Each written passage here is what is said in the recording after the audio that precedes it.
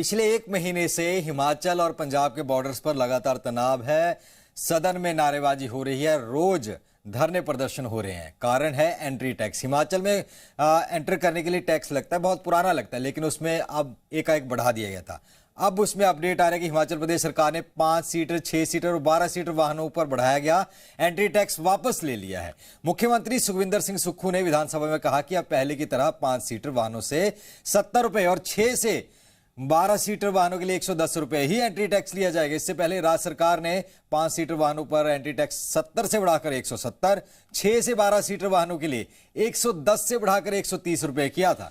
इस फैसले का सीधा सीधा असर पड़ा था जो पड़ोसी राज्य है, खास करके पंजाब, हरियाणा, और इसमें विरोध भी शुरू हो गया था। खासतौर पर बॉर्डर एरिया में रहने वाले लोग जो पंजाब के थे, हिमाचल के थे, वो सड़कों पर उतर आए थे। पिछले कुछ दिनों से हम देखें तो कई जगह प्रदर्शन हुए, जबकि टैक्सी ऑपरेटर्स भी इसके खिलाफ नाराज थे। हिमाचल में भी इस निर्णय को लेकर भारी विरोध था।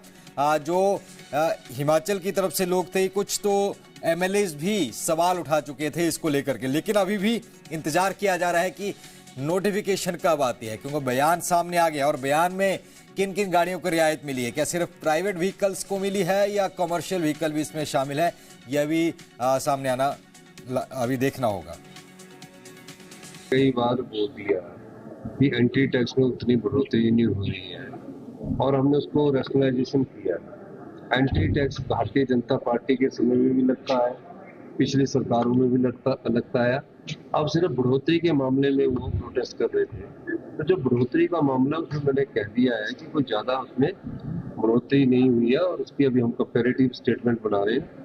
जहाँ बढ़ोतरी का थोड़ा बहुत मामला घटाने की होगी उसको हम रैशनलाइज करेंगे। निश्चित रूप से जब उनको उतना ज्यादा लगेगा ही नहीं तो लॉ एंड ऑर्डर की सिचुएशन पैदा नहीं होनी चाहिए।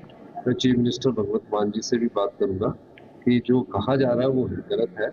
कुछ बड़े ट्रकों पर जो लगा है उसको हम रैशनलाइजेशन करने की दिशा में आगे बढ़ेंगे। मेरी पंजाब के जो प्रदेश कांग्रेस कमेटी के अध्यक्ष है राजा वड़िंग जी से और प्रताप सिंह बाजवा जी से भी इस मामले में बात हुई है, तो हम उसको रैशनलाइजेशन कर रहे हैं दोनों।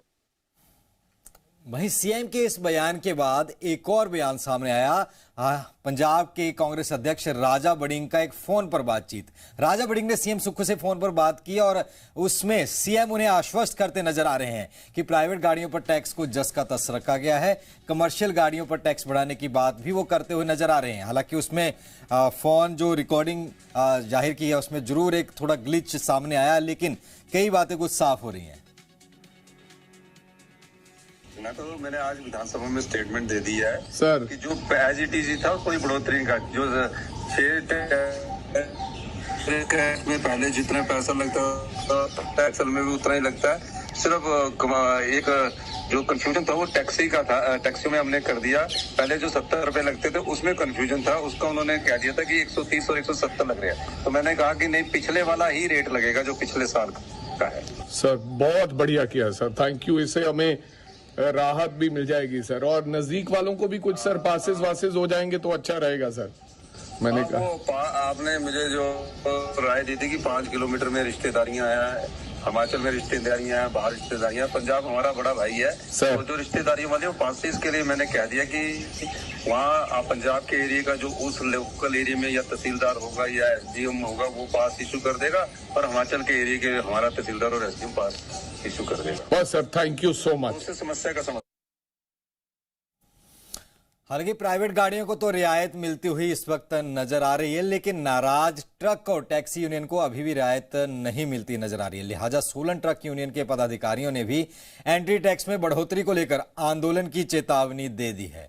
यूनियन के पदाधिकारियों ने कहा कि 25 साल में ये अब तक की सबसे बड़ी बढ़ोतरी है। उन्होंने कहा कि हिमाचल के सभी ट्रक हरियाणा व पंजाब होकर ही बाहरी राज्यों को जाते हैं। यदि इसके चलते उन्होंने भी अपना टैक्स बढ़ा लिया तो हिमाचल के ट्रक ऑपरेटरों का क्या होगा? इसका असर सीधा आम लोगों पर पड़ेगा, क्योंकि इससे महंगाई बढ़ेगी। हमने सरकार को ये सुझाव दिया है कि जो आपने एंट्री टैक्स के अंदर एक रिवीजन किया है वो लगभग पिछले 25 सालों में कभी भी इतनी बड़ी रिवीजन नहीं हुई, इतनी परसेंटेज की हाइक नहीं हुई। तो सरकार को ये कहा कि भी आप इसको जो ग्रॉस व्हीकल वेट है उसके मुताबिक गाड़ियों को आप टैक्स लगाएं, उसमें कोई दिक्कत नहीं है हमें। और साथ में जो इंक्रीज है वो उस लेवल पे की जाए जो कि ट्रांसपोर्टर अफोर्ड कर सकें, क्योंकि ऑलरेडी NHI के जो टैक्सीज हैं, टोल टैक्स सनवारा है, चंडी मंदिर है, इसमें ऑलरेडी हमारे पर टैक्स बर्डन काफ़ी हाई है रोड के ऊपर। तो इसके बीच में हमारे पास जिस तरह सीमेंट प्लांट है दाड़ला घाट के अंदर है और बरमाना के अंदर है, उनकी मूवमेंट रेगुलर पंजाब की तरफ रहती है, तो वो सारा बंद होने से ये नुकसान जो है इसको आंकना बड़ा मुश्किल है, ये करोड़ों में जा सकता है। तो राहत कितनी मिली है इसके ऊपर हम चर्चा करेंगे। परमजीत पम्मा हमारे साथ जुड़े हुए हैं, जो कि संघर्ष जो कमेटी है, पूरा संघर्ष छेड़ा जा रहा है, उसको हेड कर रहे हैं, और इसके साथ बीजेपी से भी संजय शर्मा हमारे साथ जुड़े हुए हैं। सबसे पहले मैं संजय जी आपके पास आना चाहूँगा। अभी ये कहा जा रहा है, अभी का जो अपडेट आया कि देखिए वापस ले लिया गया है हमने जो फैसला लिया है, लेकिन उसमें कंफ्यूजन नजर आ रहा है कि क्या सिर्फ ये प्राइवेट व्हीकल्स को रियायत दी गई है या कमर्शियल को दी गई है, और इसकी नोटिफिकेशन अभी तक नहीं आई। कैसे देखते हैं इसे? अभी तक इस विषय को लेकर के अगर देखें तो मुख्यमंत्री का विधानसभा के भीतर जो स्टेटमेंट उन्होंने दी है, केवल मात्र स्टेटमेंट जो है, इसको ही आधार बना करके इसकी अधिसूचना अभी तक जारी होनी चाहिए थी, क्योंकि ऑलरेडी ही पंजाब की तरफ से लोगों ने, पंजाब की तरफ से कुछ संगठन है, उन्होंने आज रात से बॉर्डर बंद करने की धमकी प्रदेश सरकार को पहले ही दे रखी है। भारतीय जनता पार्टी पूरे प्रदेश के अंदर सरकार को पहले ही बोल रही है कि आप लोगों के ऊपर इस तरह से टैक्स लाद करके, इस तरह से एक अतिरिक्त बोझ जो है वो उनके ऊपर लाद करके आप प्रदेश का भला नहीं कर रहे हो। तो मुझे लगता है कि मुख्यमंत्री को अपने विभाग को निर्देश देना चाहिए था और अभी तक जो है इसकी अधिसूचना जारी हो जानी चाहिए थी, लेकिन जो अभी तक नहीं हुई है, तो इसका मतलब है कहीं ना कहीं जो है वो मुख्यमंत्री इसके राजनीतिक तौर पे, आप राजा बड़िंग से बात कर लें, आप प्रताप सिंह वाजपा से बात कर लें, लेकिन जब तक आपका कहीं लिखित में ब्लैक एंड व्हाइट में अधिसूचना जो है वो जारी नहीं होती, तब तक जो है वो इस फैसले को माना नहीं जा सकता, क्योंकि अभी तक इसमें कई तकनीकी खामियां हैं। आपने बॉर्डर्स के जो बैरियर्स जो थे उनकी आप नीलामी कर चुके हो, कॉन्ट्रैक्टर्स ने अपना स्टाफ भी रख लिया होगा, तो ये सारी चीजें हैं तकनीकी चीजें। और वो कोर्ट में भी जा सकते हैं अगर ऐसा कुछ हुआ, क्योंकि पैसे दे दिए गए होंगे। जी बिल्कुल, पूरी तरह से। तो इसलिए यहाँ पे बहुत सारी तकनीकी चीजें हैं, जिन तकनीकी दिक्कतों को दूर करने के बाद उसकी अधिसूचना जारी होगी। तो इसको, मुझे लगता है कि इसको लेकर के अभी कोई तैयारी सरकार की तरफ से नहीं है, केवल मात्र विधानसभा के भीतर जो है वो अभी तक एक स्टेटमेंट आया है। तो उस स्टेटमेंट का मूर्त रूप कब आपके सामने आएगा ये अभी तक किसी को नहीं पता है। तो इसलिए इसका पॉलिटिकल माइलेज लेने की बजाय या पॉलिटिकल स्टेटमेंट नहीं मान करके इसको आप सरकारी अधिसूचना जब तक जारी नहीं होती है तब तक इसको पूरा नहीं माना जा सकता है। हाँ बिल्कुल। परमजीत पम्मा भी हमारे साथ जुड़े हुए हैं, जो लगातार इस पे विरोध प्रदर्शन वाले संगठन की अगुवाई कर रहे हैं। परम जी, अब क्योंकि जैसे हम आप पहले से भी बात कर रहे थे, तब ये चीज़ साफ नहीं हुई है, लेकिन अब चीज़ें साफ हो रही है। ये कहा जा रहा है कि स्टेटस क्यों रखा जाएगा, जो पहले 70 थे वही लिए जाएंगे, 110 जो था वैसे ही लिया जाएगा। अब भी क्या संघर्ष जारी रहेगा, या जो सड़क बंद करने का फैसला था फिलहाल सोच विचार किया जाएगा उस पर? नहीं, सब तो पहला मैं जी न्यूज़ का बहुत बहुत थैंक्स करदा जी, जिन्हों ने सानू अपना पक्ष रखने का मौका दिता, ते तुहाडे सरੋਤਿਆਂ ਦਾ बहुत धन्यवाद। ਇਹ ਜਿਹੜਾ ਸਾਡਾ ਸੀ ਜਿਹੜਾ ਸੰਘਰਸ਼ ਅਸੀਂ ਪਿਛਲੇ 9 ਜੂਨ 2025 ਤੋਂ ਇਹ ਕਰਦੇ ਆ ਰਹੇ ਇਹਦੇ ਸਬੰਧ ਦੇ ਵਿੱਚ, ਤੇ ਜਿਹੜਾ ਇਹ ਸਾਡਾ ਸੰਘਰਸ਼ ਹੈ ਉਹ ਜਾਰੀ ਰਹੇਗਾ। ਮੈਂ ਪੁੰਡੀ ਮਹਿਤਪੁਰ ਟੋਲ ਪਲਾਜ਼ਾ ਦੇ ਨੇੜੇ ਤੋਂ ਹੀ ਤੁਹਾਡੇ ਨਾਲ ਗੱਲ ਕਰ ਰਿਹਾ, ਉਹਦੀ ਤਿਆਰੀ ਕਰ ਰਹੇ ਅਸੀਂ।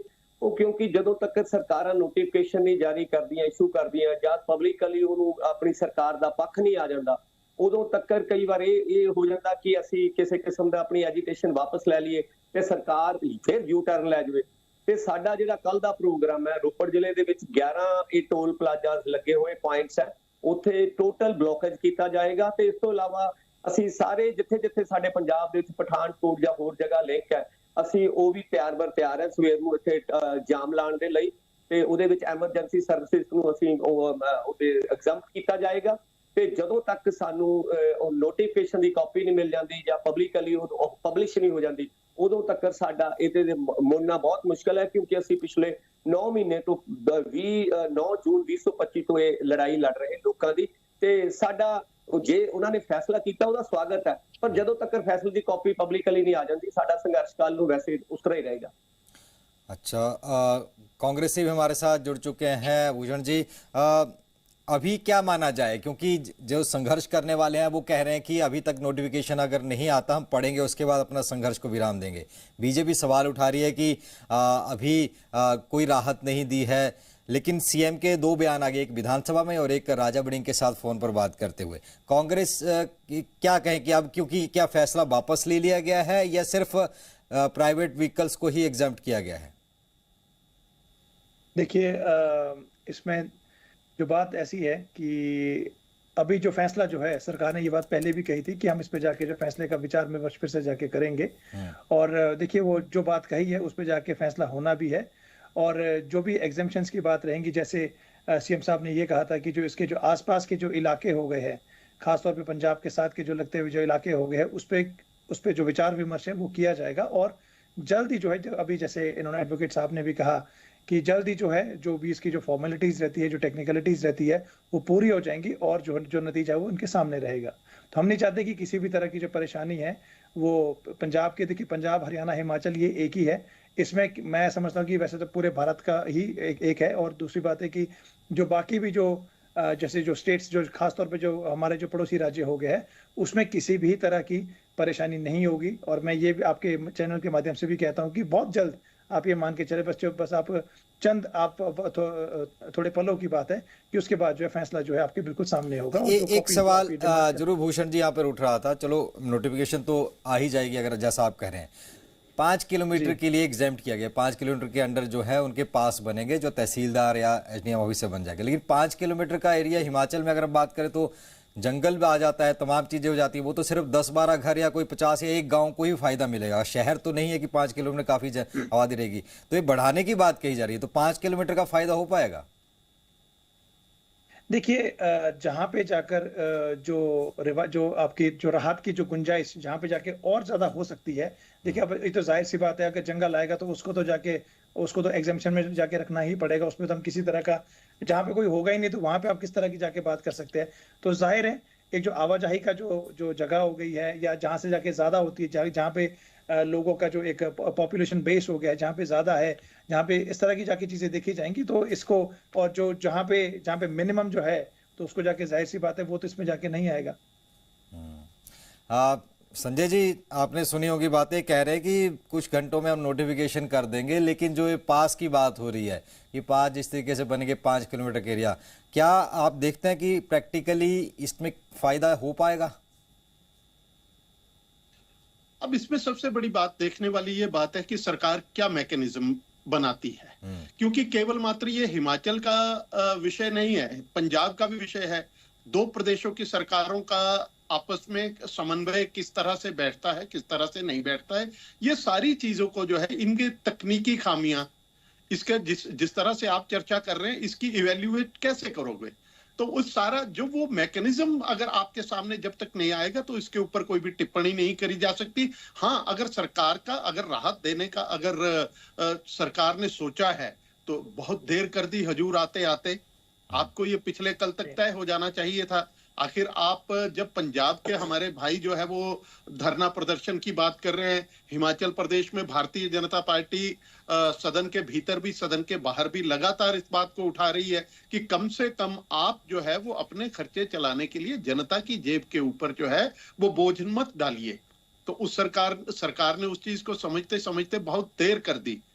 और टैक्स तो संजय जी आपके टाइम भी लगता था, अगर ये विषय टैक्स तो ऑलरेडी था ही आपके टाइम भी। अगर इस निर्णय पे आई है तो ये एक अच्छी बात है, क्योंकि लोक राज लोक लाज से चलता है।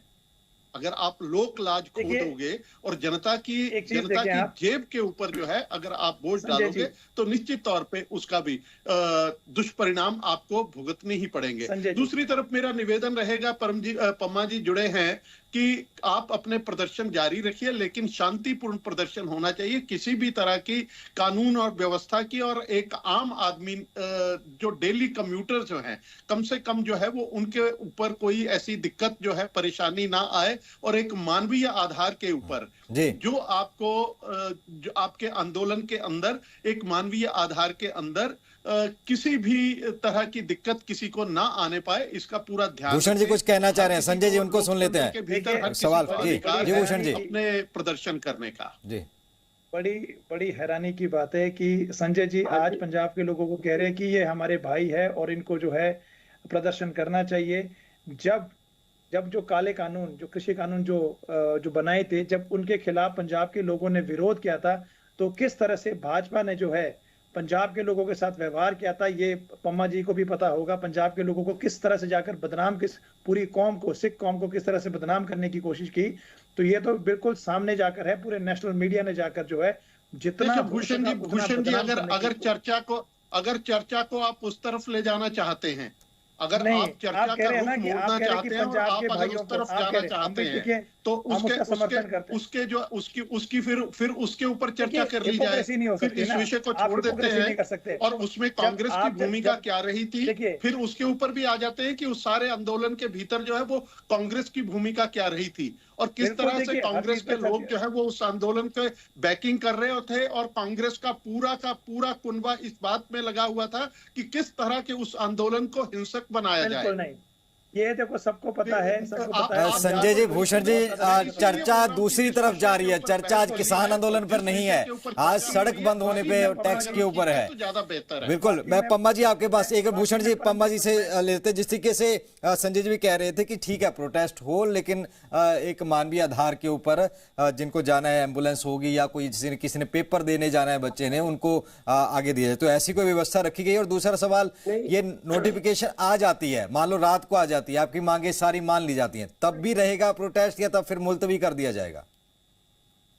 नहीं सर, मैं खुद एडवोकेट हाँ जी। ਅਸੀਂ ਪੀਸਫੁਲ ਐਜੀਟੇਸ਼ਨ ਕਰਾਂਗੇ। ਪਿਛਲੇ 9 ਜੂਨ 20 ਤੋਂ 25 ਤੋਂ ਚੱਲ ਰਹੀ, ਅਸੀਂ 27 ਫਰਵਰੀ ਨੂੰ ਆਪਾਂ ਚੇਨ ਹੰਗਰ ਸਟ੍ਰਾਈਕ ਵੀ ਕੀਤੀ ਸੀ। ਉਸ ਤੋਂ ਪਹਿਲਾਂ ਵੀ ਅਸੀਂ ਐਜੀਟੇਸ਼ਨ ਕਰ ਚੁੱਕੇ। ਮੈਂ ਐਡਵੋਕੇਟ ਹਾਂ, ਮੇਰੀ 20 ਇਅਰ ਦੀ ਪ੍ਰੈਕਟਿਸ ਹੈ, ਮੈਂ ਡਿਸਟ੍ਰਿਕਟ ਬਾਰ ਦਾ ਪ੍ਰੈਜ਼ੀਡੈਂਟ ਰਹਿ ਚੁੱਕਿਆ। ਆਪਾਂ ਕਾਨੂੰਨ ਦੇ ਦਾਇਰੇ ਦੇ ਵਿੱਚ ਰਹਿ ਕੇ ਬੜਾ ਪੀਸਫੁਲੀ ਐਗਜ਼ੈਂਪਟ ਕਰਾਂਗੇ ਐਮਰਜੈਂਸੀ ਸਰਵਿਸਿਜ਼ ਨੂੰ, ਤੇ ਕਿਸੇ ਨੂੰ ਵੀ ਪ੍ਰੋਬਲਮ ਨਾ ਆਵੇ, ਜੌਬ ਦੇ ਜਾਣ 'ਚ ਕੋਈ ਦੁੱਖ ਪਰੇਸ਼ਾਨੀ ਨਾ ਹੋਵੇ, ਕਿਉਂਕਿ ਉਹ ਵੀ ਸਾਡੇ ਭਰਾ ਹੈ। ਕਿਸੇ ਨਾਲ ਮਿਸਬਿਹੇਵ ਨਾ ਹੋਵੇ, ਇਹ ਸਾਡੀ ਆਪਣੀ ਰਿਸਪੌਂਸਿਬਿਲਟੀ। ਅਸੀਂ ਆਪਸ ਦੇ ਵਿੱਚ ਇਕੱਠੇ, ਸਾਡੇ ਰਿਸ਼ਤੇਦਾਰ ਹੈ। ਮੈਂ ਹੁਣ ਵੀ ਮਹਿਤਪੁਰ ਟੋਲ ਪਲਾਜ਼ੇ ਤੋਂ ਬੋਲ ਰਿਹਾ, ਜਿਹੜਾ ਉੱਥੇ ਨੋਟਿਸ ਬੋਰਡ ਲੱਗਿਆ ਹੋਇਆ ਉਹ 170 ਰੁਪਏ ਦਾ ਲੱਗਿਆ ਹੋਇਆ ਉੱਥੇ, ਜੋ ਰੇਟਸ ਚੇਂਜ ਕਰ ਦਿੱਤੇ ਗਏ ਸਰਕਾਰ ਵੱਲੋਂ। ਜਿਹੜੇ ਕਹਿੰਦੇ ਸੀ ਕਿ ਪਹਿਲਾਂ ਜੋ ਨੋਟੀਫਿਕੇਸ਼ਨ ਜਾਰੀ ਕੀਤਾ ਸੀ ਉਹ 170 ਰੁਪਏ ਦਾ ਪ੍ਰਾਈਵੇਟ ਵਹੀਕਲ ਲਈ ਲੱਗਿਆ ਹੋਇਆ ਨੋਟੀਫਿਕੇਸ਼ਨ, ਜਿਹੜੇ ਸਾਡੀਆਂ ਲਈ। ਮੈਂ ਹੁਣ ਖੁਦ ਪੜ੍ਹ ਕੇ ਆਇਆ, ਉੱਥੋਂ ਦੇਖ ਕੇ ਆਇਆ।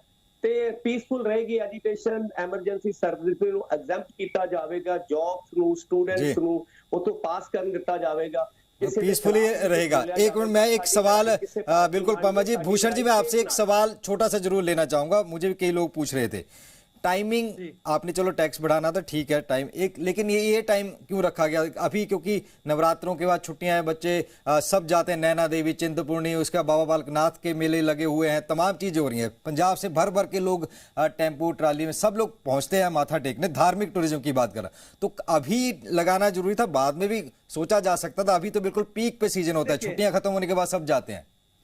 जी बिल्कुल। देखिए, इसमें ऐसा है कि जो तय था शुरू से कि जैसे जो फाइनेंशियल ईयर, जो न्यू फाइनेंशियल ईयर है, जैसे कल से जाके शुरू होगा, तो उसी के मुताबिक इन सब चीजों को भी जाके जोड़ा गया था। लेकिन मैं पम्मा जी मैं तो एक गल कहना चाहना कि देखो, जेडे पंजाब दे हो गए ने, हरियाणा दे हो गए ने, सारे असी भरा ने, ਇਹ ਸਾਨੂੰ ਜਿਹੜੀ ਵੀ ਇੱਕ ਜ਼ਿੰਮੇਵਾਰੀ ਨਾਲ ਸੋਚਣਾ ਪੈਣਾ। ਇਹ ਸਾਡੀ ਮਜਬੂਰੀ ਵੀ ਹੈ ਤੇ ਇੱਕ ਨਾਲ ਇੱਕ ਗੱਲ ਜਿਹੜੀ ਹੈ ਮਜਬੂਰੀ ਵਾਲੀ ਗੱਲ ਵੀ ਹੈ। ਤੇ ਜ਼ਿੰਮੇਵਾਰੀ ਇਹ ਹੈ ਕਿ ਦੇਖੋ, ਜਿਹੜਾ ਇਨਫਰਾਸਟ੍ਰਕਚਰ ਯੂਜ਼ ਹੁੰਦਾ ਹੈ ਹਿਮਾਚਲ ਦਾ, ਉਹਨੂੰ बढ़ाਉਣ ਲਈ ਤੁਸੀਂ ਰੱਖ ਲਓ ਕਿ 3 ਤੋਂ 4 ਗੁਣਾ ਵੱਧ ਕੀਮਤ ਆਉਂਦੀ ਹੈ। ਜੇ ਆਪਾਂ ਗੱਲ ਕਰਦੇ ਦੂਜੇ ਜਿਹੜੇ ਹੋਰ ਸਟੇਟਸ ਨੇ, ਭਾਵੇਂ ਰਾਜਸਥਾਨ ਹੈ ਤੇ ਤੁਹਾਡਾ ਪੰਜਾਬ ਹੋ ਗਿਆ, ਇੱਥੇ ਜਿਹੜੀ ਕਾਸਟ ਆਫ ਡਿਲੀਵਰੀ ਹੈ ਜ਼ਿਆਦਾ ਲੱਗਦੀ ਹੈ। ਪਰ ਮੈਂ ਤੁਹਾਨੂੰ ਇਹ ਕਹਿਣਾ ਕਿ ਹਾਂ, ਇਹ ਸੀਐਮ ਸਾਹਿਬ ਨੇ ਗੱਲ ਕੀਤੀ ਹੈ ਕਿ ਜਿਹੜੀ ਵੀ ਵਿੱਚ ਦੀ ਰਾਹ ਹੈ ਉਹ ਜਾ ਕੇ ਅਸੀਂ ਪੱਕਾ ਇੱਕ ਵਧੀਆ ਤਰੀਕੇ ਨਾਲ, ਇੱਕ ਪੂਰਾ ਭਾਈਚਾਰੇ ਨਾਲ ਕਰਕੇ ਜੋ ਹੈ ਕੱਢਾਂਗੇ। ਔਰ ਉਸ ਹਿਸਾਬ ਨਾਲ ਹੀ ਜਾ ਕੇ ਜੋ ਹੈ ਅੱਗੇ, ਮਤਲਬ ਕਿ ਜਿਹੜਾ ਆਪਣਾ ਸੱਭਿਆਚਾਰ ਹੋ ਗਿਆ, ਆਪਣਾ एक भाईचारा हो गया है, ਉਹਦੇ ਨਾਲ ਹੀ जाके ਅਸੀਂ आगे तुरना भी है। संजय जी, मैं आपके पास आना चाहूंगा। जिस तरीके से भूषण जी कह रहे हैं, पार्टी के खिलाफ नहीं है। बिल्कुल बिल्कुल, मैं पम्मा जी आऊंगा आपके पास। संजय जी, मैं आपके पास आना चाहूंगा। भूषण जी कह रहे हैं कि देखो ठीक है, इस मामले के ऊपर हिमाचल की आय जो है वो बहुत कम है। एक सवाल मेरा एक सारा कम है ना बीजेपी का कितना होया है सारा मैं कम सुन नहीं BJP पाया का है। ठीक से। बिल्कुल संजय जी, सवाल मेरा ये है सारी कि ग्रांट्स कांग्रेस ये कह रही है हमारी ग्रांट्स बंद कर दी, आरडीजी बंद कर दी, हमें तो मालिया बढ़ाना है, हमें तो राजस्व बढ़ाना है, उसके लिए कुछ ना कुछ उपाय सोचने पड़ेंगे। तो उस उपाय के हिसाब से बार बार सीएम साहब भी कह रहे हैं कि टैक्स तो आपके टाइम भी लगता था, बढ़ाया भी गया था, 40 से 70 हुआ था, बार बार आरोप इस बात को जरूर वहां रखा जा रहा है। देखिए, जहां तक आय को बढ़ाने के स्रोत हैं और जिस तरह से आरडीजी को लेकर के इतने दरों से हल्ला मचाया हुआ है, कल केंद्र सरकार ने 3920 करोड़ रुपया जो है, लगभग 4000 करोड़ रुपए की मदद जो है वो हिमाचल प्रदेश की करी है। लेकिन किसी कांग्रेस के नेता, किसी मुख्यमंत्री का, किसी मंत्री का, किसी विधायक का एक भी बयान केंद्र सरकार को धन्यवाद करने के लिए आना चाहिए था, किसी ने नहीं कहा।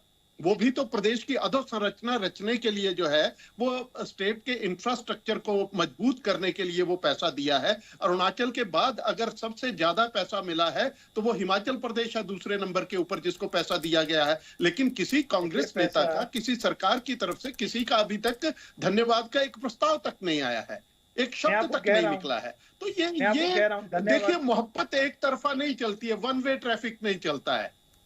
वन वे ट्रैफिक से जो है वो सफर नहीं किया जा सकता है। आपको कम से कम अगर आया है तो कम से कम उसको मान करके उसका धन्यवाद तो करना चाहिए।